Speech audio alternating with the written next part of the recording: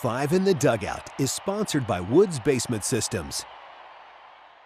Well, Mike, again, not a whole lot of offense to talk about today for the Cardinals, but Miles Michaelis had a decent start. Do you think he's rounding into form? What are you hoping from Miles for this year?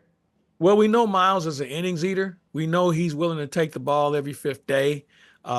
He readily admitted, hey, I throw a lot of strikes, but my strikes were in the middle of the strike zone. And I don't care how good you are, you can't survive that way. So he's worked on a couple of pitches to give himself a little bit more leeway, throwing inside a little bit more.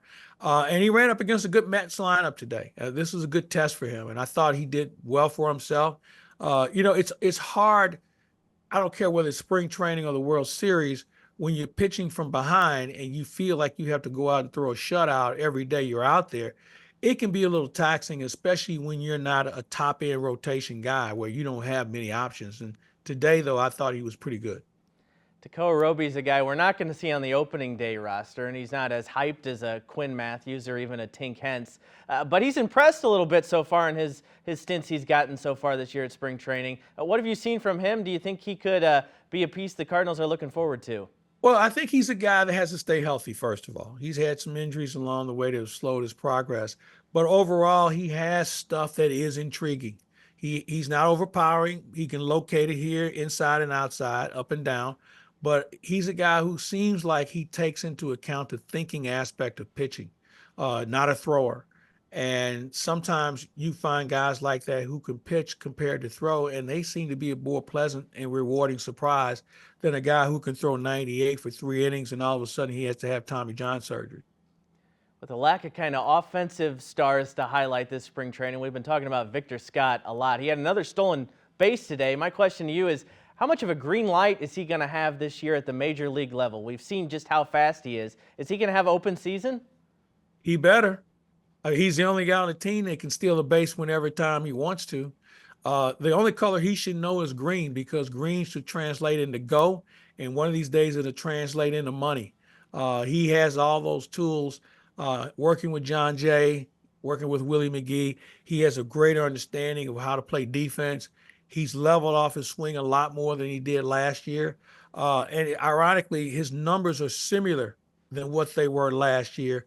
But you ask anyone, he takes more quality at bats this spring training than he did last year. He was more of a free swinger last year. This year, he really seems like he has a better idea of how to get on base. And if that includes a walk or a bunt or getting called out on strikes because it wasn't a pitch he can handle, I think he's willing to accept that more compared to pressing like he did last year, especially when he got to the big leagues. Been a little while now since we've seen Jordan Walker out with the injury. Just wondering if you've heard anything, an update on his status and when he might be getting back in action. Coming along nicely. I had a chance to visit with him today, and he feels like he's moving in a good direction. I wouldn't be surprised to see him in the lineup before the weekend. Last thought from me, any frustration up and down the lineup? I know we talked yesterday, really the last 10 or so, 12 games of spring training is when you look to see guys getting kind of in the groove. Do you feel any frustration from the guys yet, though? Well, I think that most guys at this point look at this being part of what we call spring training. The pitchers are a little bit ahead of the hitters kind of catch up, and then all of a sudden the pitchers start throwing more change-ups and sliders and breaking balls that they have to get acclimated to. We're at a point now where everything's starting to get close together, more compressed, because we have fewer innings to pitch. We have fewer at-bats to take. So now people start to press a little bit more, and obviously they want to be in a real groove by the time opening day rolls around. You don't want to peak too early. You don't want to have an 0 for 12 start of the season or anything like that, but you like to put together a few hits leading into that final week going into the regular season. So there'll be some guys that are pressing a little bit. You think about this offense, it struggled for the last few years, not the last few days. And so you want to change the tone. You've done everything from change the hitting coaches, managers, you name it, the batting order. All those things have been done. Now it's just up to somebody to go out and execute. And then all of a sudden, much like good pitching, good hitting is also contagious. I just thought of one last question. You mentioned, a new hitting coach.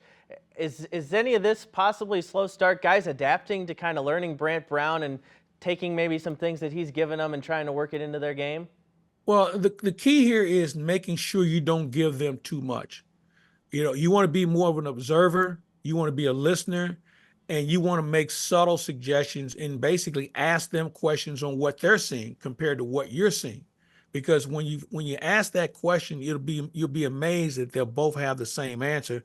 So the question is, okay, now that we recognize what maybe there may be an issue, let's try and figure out or narrow things down on how we can solve it. So it's a learning process. Fortunately for Brad, he visited and stayed in touch with a lot of the hitters in the offseason. So it's not like they didn't recognize who he was when spring training started. So they've already developed that relationship.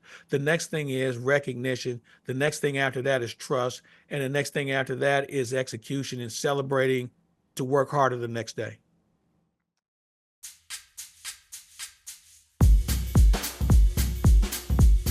We have an incredible survivor story to tell you about this morning. Next round of strong, maybe even severe storms. So we'll take a deeper dive into this.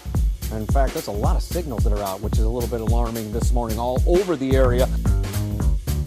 Really, those police officials say it's just simply disturbing.